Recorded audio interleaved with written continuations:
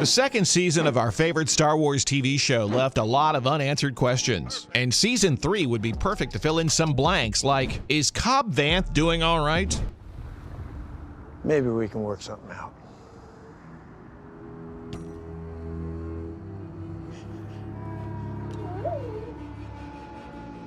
You might remember that the Sheriff of Mos Pelgo traded with some Jawas to get his hands on Boba Fett's armor, which he used to keep the town safe. But how can you keep a whole town safe with some armor? Well, since no one wants to mess with the Mandalorians, all Cobb had to do was show up in the Mandalorian armor, and any troublemakers would be running in the opposite direction. But by the end of the episode, he had to give up his armor to Din Djarin in return for some help in dealing with the Krayt Dragon. Of course, nothing is for free in the galaxy far, far away. Now, what makes me wonder is if the armor was so important in keeping Mos Pelgo and Cobb Vanth safe, how are they doing without it? Maybe this is the way. That reminds me of, what's with the different sects of Mandalorian? In the first season, we found out that the Mandalorians lived by a strict set of rules. They had their own sort of honor code, and they never took off their helmets in front of anyone else.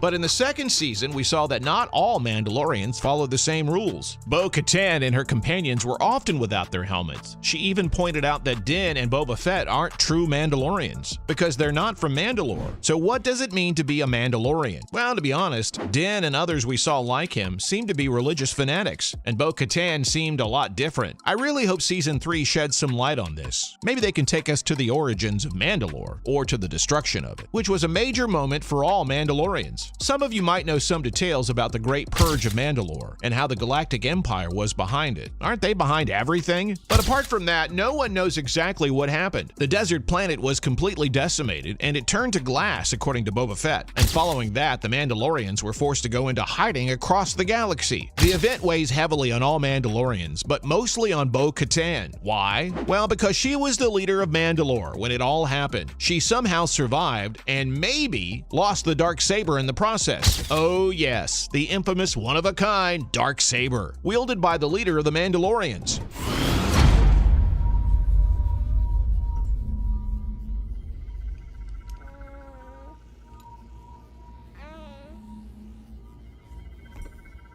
The last we heard of it, before Moff Gideon pulled it out in the first season, was in Star Wars Rebels. Your commitment to Mandalore's freedom is legendary, my lady. This belongs to you.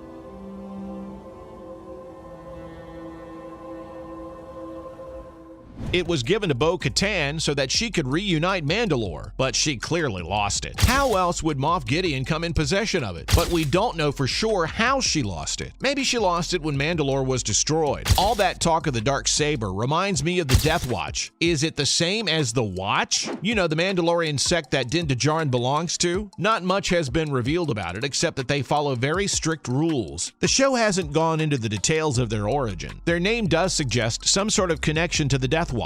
Yes, the same Death Watch that joined forces with Darth Maul during the Clone Wars. And even before that, it was known as a terrorist organization by the new pacifist regime in Mandalore. Bo-Katan was once a member of the Death Watch too. Maybe the upcoming season might tell us some more about the Watch. After all, they found and adopted Din as a child. Speaking of a child,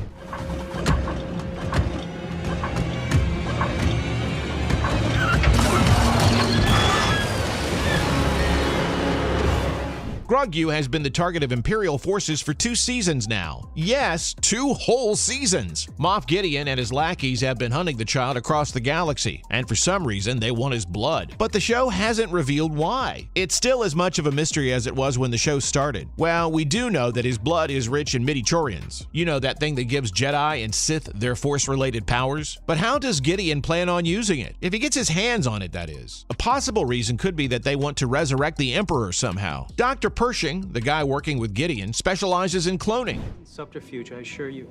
Let him speak. There's a garrison of dark troopers on board.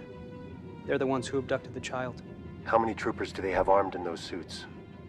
These are third-generation designs. So maybe they have a plan to bring back the Sith Lord. Or maybe Gideon just wants Force powers for himself. He could use Grogu's blood in some twisted way to manipulate the Force. Talking about the little green fella, I wonder how he's doing. He stole everyone's hearts in the past couple of seasons, and the poor thing went through a lot. Baby Yoda was captured, stunned, and had his blood stolen by Moff Gideon and his Dark Troopers. He also threw up after eating too many macaroons. I see your bond with him. Take him. Din did show up to rescue him, only to have him taken away by Luke Skywalker. While he may be safe for the time being with The Last Jedi, but you guys know what happens to Luke's Jedi Academy in 15 years. Let's just hope that someone gets him out before Kylo Ren lets loose. Maybe one of the Mandalorians will come to his rescue. Maybe a certain Sabine Wren? She was the last seen with Ahsoka Tano in Star Wars Rebels, but has been missing from The Mandalorian. That makes me wonder if we might see her in Season 3. She was a fan favorite after all. For those of you who don't know, she was a member of the Ghost Crew. She loves to paint and is great with explosives. Old school Mandalorians like Boba Fett and Bo-Katan already made their appearance on the show. I don't want your armor.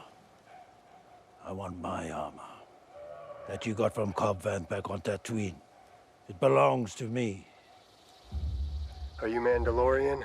And so did Ahsoka. Sadly, Sabine was missing from the mix. I hope we get to find out what she's been up to. Did she manage to save her friend Ezra Bridger? Fingers crossed. And while we're on matters of uncertainty, who is the true ruler of Mandalore? We know from the Mandalorian culture that whoever wields the darksaber becomes the ruler of Mandalore, and the blade has to be won in combat. You can't just hand it over to someone. This has been a problem historically for the nation, especially during the brief period when Darth Maul was wielding the blade and became the de facto ruler of the planet.